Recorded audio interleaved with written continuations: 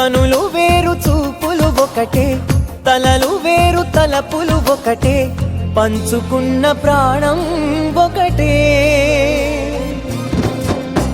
ఎదలు వేరు స్పందన ఒకటే, పెదవిలోని ప్రార్థన ఒకటే, ఒకరికన్నా ఇష్టం ఒకరే.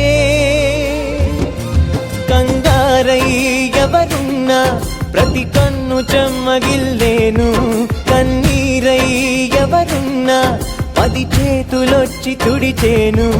సమభావం అన్నది సంసారం అయినది, మా ఇల్లు మమతాలయం, కవిలేని కవితాలయం.